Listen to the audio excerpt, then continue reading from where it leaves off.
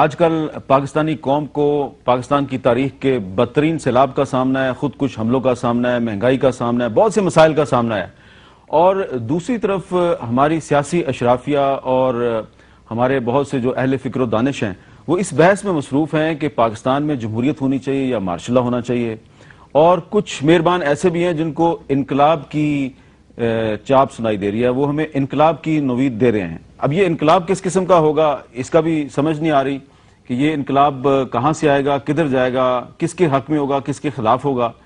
تو اس وقت پاکستان جو ہے اس کا مستقبل جمہوریت سے وابستہ ہے یا پاکستان میں مارشل لا ہونا چاہیے یا پاکستان میں کوئی ایک سیاسی و سماجی انقلاب آنے والا ہے۔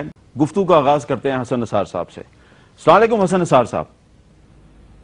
جی وعلیکم السلام میر صاحب۔ جی حسن نثار صاحب، آپ فرمائیے گا کہ یہ جو بحث اس وقت چل رہی ہے، آپ نے اس پہ لکھا بھی ہے، آپ اس پہ بول بھی رہے ہیں، آپ کو کیا نظر آ رہا ہے؟ پاکستان کا مستقبل جمہوریت سے وابستہ ہے یا دوبارہ ملٹری ڈکٹیٹرشپ آئے گی، یا آپ کو بھی کوئی انقلاب جو ہے اس کی چاپ سنائی دے رہی ہے؟ دیکھیں حامد میر صاحب، میری انقلاب والی تو عمر اب رہی نہیں۔ یہ ہمیں سمجھ آ گئی ہے کہ انقلاب کے انگریڈینٹس، یہ کھچڑی اگر جہاں بنتی ہے اس کے کچھ انگریڈینٹس ہوتے ہیں۔ جی، ایک نظریہ ہوتا ہے، لیڈرشپ ہوتی ہے، ٹرین کارڈرز ہوتے ہیں، وہ تو کچھ بھی موجود نہیں۔ یہاں خونی انقلاب نہیں، خونی انارکی کا خدشہ ہے جو شروع ہو چکی ہے جی، سلو موشن میں۔ اتنے سینئر جنرل کا داماد غائب ہے، اس کا کوئی پتہ نہیں چل رہا۔ ہائی کورٹ کے جج کے انتہائی قریبی عزیز کو دن دہاڑے گولیاں مار دی گئیں۔ اعتکاف میں مسجدوں میں خودکشیاں شروع، بم دھماکے، جو اب چیزیں آپ نے گنائی ہیں۔ تو انقلاب نہیں، انارکی کی بات کریں آپ۔ دوسری بات جو میں عرض کروں اپنے کم از کم یوتھ کے لیے، کہ انقلاب بھی بنیادی طور پہ بنی نوع انسان کی تاریخ کے سارے انقلابات جتنے ریکارڈڈ ہیں وہ ہمارے سامنے ہیں۔ انقلاب بنیادی طور پہ پرانے بدماشوں کو ریپلیس کر کے نئے بدماش اور پرانے ظالموں کو پیچھے ہٹا کے نئے ظالم لانے کا، استحصالیوں کی ریپلیسمنٹ پہ جا کے یہ ختم ہوا کرتا ہے نارملی۔ اس لیے میں اس کو رومانٹیسائز قطعا نہیں کرتا، نہ میری عمر ہے۔ ٹھیک ہے جی۔ جہاں تک اس بات کا تعلق ہے کہ پاکستان میں جمہوریت کا، پاکستان کا مستقبل جمہوریت سے وابستہ ہے یا آمریت سے، تو دیانتداری کی بات ہے، جو پرو عوام اور خالص چیز ہوگی اس کے ساتھ پاکستان کا مستقبل وابستہ ہے۔ جمہوریت ہو، خالص ہو اور پرو عوام ہو، جو کہ نہیں ہے۔ یہ تو ایک اشرافیہ کی یہ تو ایک منوپلی، اجارہ داری ہیں، دکانیں ہیں، یہ پرائیویٹ لمیٹڈ کمپنیز ہیں، بیٹے پوتے تائے چاچے سسر داماد، یہ اس طرح کا کھیل ہے۔ یہ خالص ہو اور پرو عوام ہو، وہ آمریت ہو چاہے جمہوریت ہو۔ اچھا، آمریت ہو یا جمہوریت، آپ کے خیال میں آمریت پرو عوام بھی ہو سکتی ہے؟ بالکل ہو سکتی ہے، تاریخ میں رہی ہے۔ حسن نثار صاحب، آپ وضاحت کرنا پسند فرمائیں گے؟ یہ گوندل صاحب کو بڑا دکھ پہنچ گیا آپ کی بات سے، وہ یہ سمجھ رہے ہیں کہ آپ نے جمہوریت کے خلاف گفتگو کی ہے۔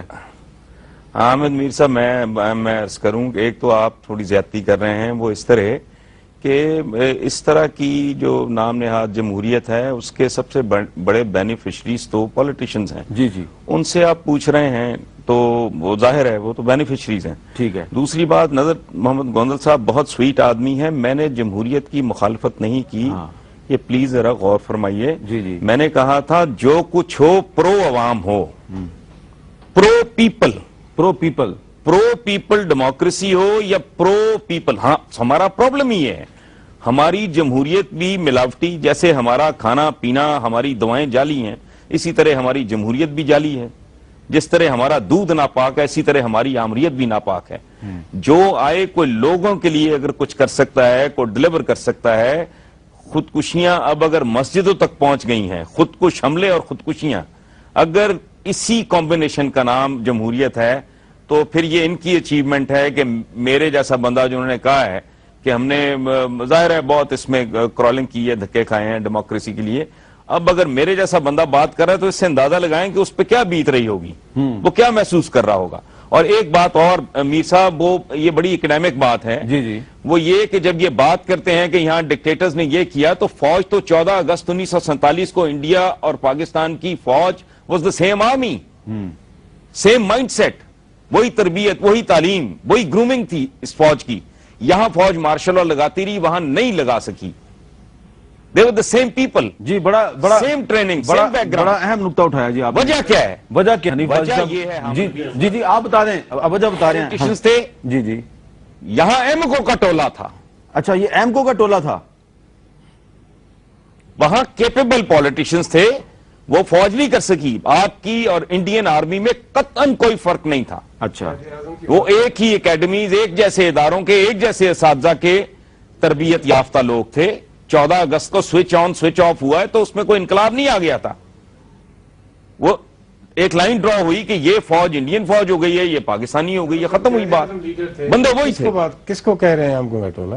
ایمکو کا ٹولہ وہ کہہ رہے ہیں سیاستدانوں کو. نہیں جی، قائد اعظم کو تو اللہ پاک نے اتنی زندگی نہیں دی. قائد اعظم کے فوراً بعد جو معاملات شروع ہوئے اس میں پالیٹیشنز آر ریسپانسبل.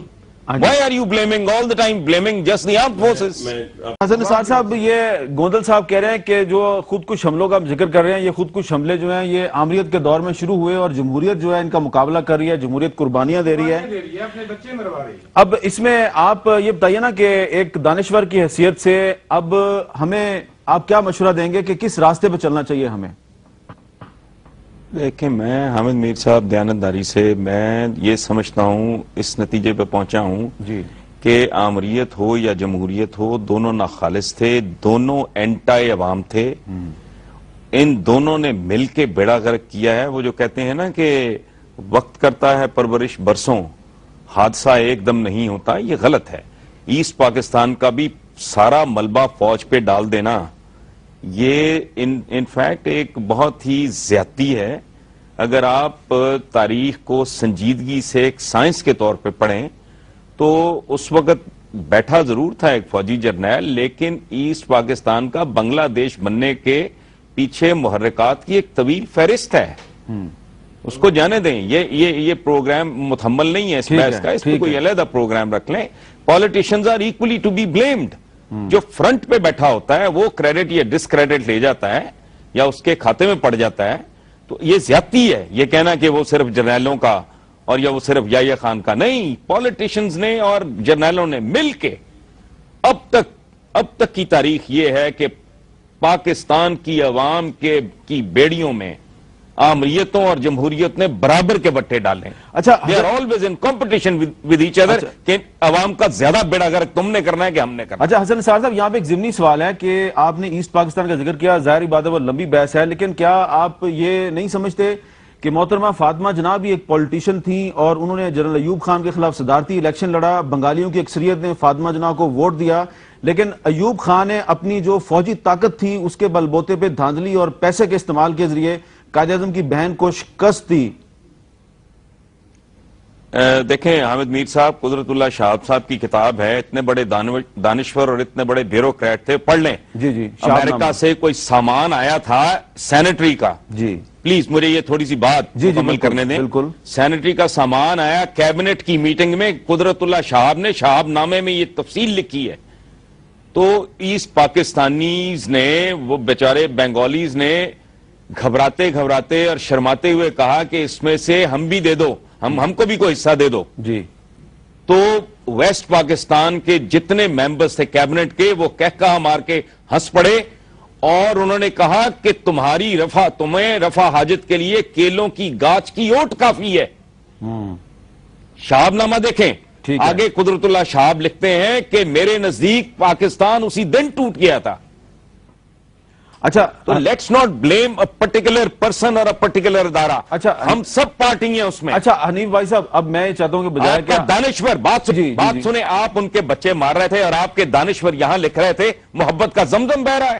ہاں، یہ بات تو آپ بالکل صحیح کہہ رہے ہیں، یہ بات تو بالکل صحیح کہہ رہے ہیں. آخری بات میں آپ سے کرنا چاہ رہا ہوں، کلوزنگ ریمارکس آپ دیجیے گا کہ یہ آپ سے درخواست کر رہے ہیں ہاتھ جوڑ کے کہ ہمیں 2.5 سال مزید دے دیں، ہمیں 5 سال پورے کر لینے دیں، پھر کوئی آپ اپنا جی مطلب کرنا چاہیں تو بسم اللہ. مجھے تو ذاتی طور پہ میں ان کی اس بات سے متفق ہوں کہ گناہ ہے آمریت کی بات کرنا، لیکن اس میں یہ ایڈ کر لیں کہ اگر وہ جمہوری آمریت ہو تو اس کو مضبوط کرنا بھی گناہ ہے. بالکل صحیح ہے، بالکل صحیح ہے.